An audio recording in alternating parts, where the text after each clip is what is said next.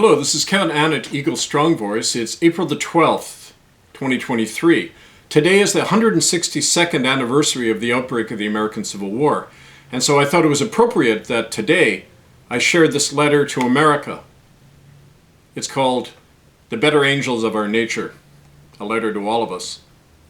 Thomas Paine said in 1791 that the American nation was a bold experiment because there were no sovereigns, just the people themselves. And as a result, America had evoked the hatred of every monarch and tyrant in the world.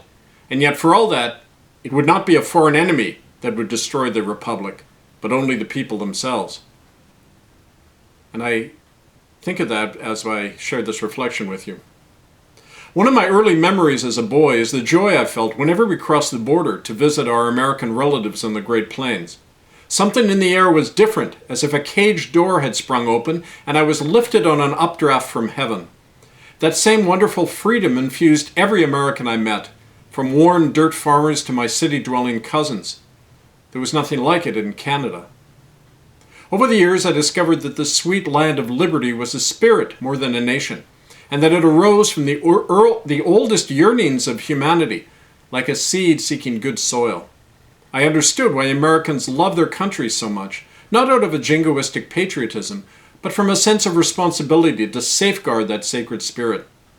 I learned to look past the political divisions and appearances and honor that essence that birthed and sustained the American Republic and that today struggles to survive. It's when a civil war threatens to tear a nation apart that its people have to search for their deeper unity and better angels, as Abraham Lincoln reminded Americans at his first inauguration in 1861. This latest conflict sundering America is giving the country the chance to do so again by first remembering how much more unites Americans than divides them. Politicians of every stripe have a vested interest in emphasizing the differences, but we the people depend on our commonality to survive. There's a heartfelt goodwill that unites Americans that transcends politics and religion, a bond that's conspicuous to me as a spiritual and political exile from Canada. I witnessed the power of that fellowship in the spring of 2017 at a meeting of the citizens of Grant Township, Pennsylvania. Republicans and Democrats united to pass a local home rule law that overruled the state government by outlawing the dumping of toxic fracking waste on their land. That the people had taken matters into their own hands and established self-governance was as purely American as their neighborly unity. I was raised in a Canadian culture of servitude, where children are taught to see themselves as loyal subjects of the Crown, rather than as free citizens. That tyrannical legacy is a hard and dry soil in which our effort to plant a self-governing republic in Canada has found little room to grow. Canadians have a learned and fearful deference to authority, even when that authority is criminal and blood-soaked.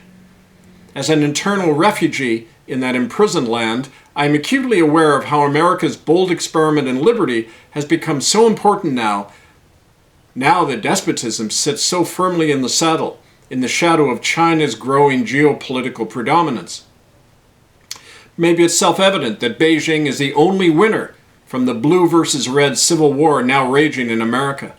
As the rising global power, China has skillfully entangled the United States in a proxy war in the Ukraine, while gobbling up the natural resources and infrastructure right here at home, across North America.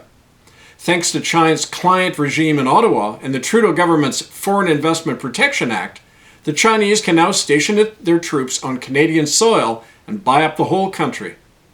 Why Americans would choose to fight Russia and each other rather than unite now against the far greater Chinese threat on its northern and western borders is beyond reason. But such a suicidal course has but one outcome: a new era of slavery that will extinguish the soul of America. For the Confucian Maoist system of autocratic thought and rule has no room for democracy, free conscience, or common law. Rule by decree and political conformity is the only game in town, which makes China a perfect medium and midwife for the growing corporatist police state and corporatist global economy.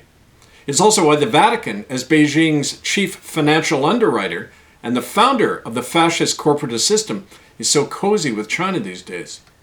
It's also why Canada, like Australia and Europe, is so quickly harmonizing its laws and politics to fit those of China, which is now Canada's primary resource importer and West Coast trading partner. Today, when the soul of America is so besieged, as it was following its revolution, we have to think clearly. America now stands alone, as it did once, against a world of absolutist monarchs. These times not only try our souls, but they imperil them. And so what's to be done? Well, here are 5 proposals. First, that we end the domestic civil war and establish an emergency coalition government between Republicans and Democrats on a joint program to reassert national and economic sovereignty.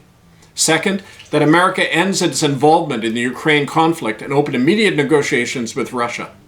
Thirdly, that America bars further Chinese takeover of its national debt and economy through legal and constitutional measures. Fourth, establish a continental political union with Canada, including annexation if necessary, and help establish there an allied constitutional republic in Canada. And finally, reduce the military budget and corporate control of government and return political and economic power to the people through local self-governance and home rule. That's the theory. But in practice, the corporatization of America and the power of the military-industrial and Chinese lobby will prevent any government in Washington from taking these measures. It's up to the people to make this vision a reality at the grassroots level. For instance, by not voting either Democrat or Republican, but creating local republic assemblies of all Americans that pass and enforce laws in their communities. That kind of direct democracy is how we in Canada are building our republic, the Republic of Canada. Across my country in different communities, in the face of growing repression, we have nullified British Crown authority and established local republic assemblies and courts outside the false jurisdiction of London and Ottawa. Through that kind of living democracy, we're reaching out to all American patriots who together with us can forge a new political union on our continent as a bulwark of liberty against an encroaching Chinese empire. In that way, we can cause our people to experience a new birth of freedom that will once more be a shining inspiration and hope to the world. But we have to make haste, because we're well past midnight and the dragon is at our door. Each of us now must choose between liberty or death, by our word and by our deed. To learn more of our movement, republicofcanada.org, write to us, Republic National Council at protonmail.com. This is Kevin Annett, Eagle Strong Voice. Stand by for more.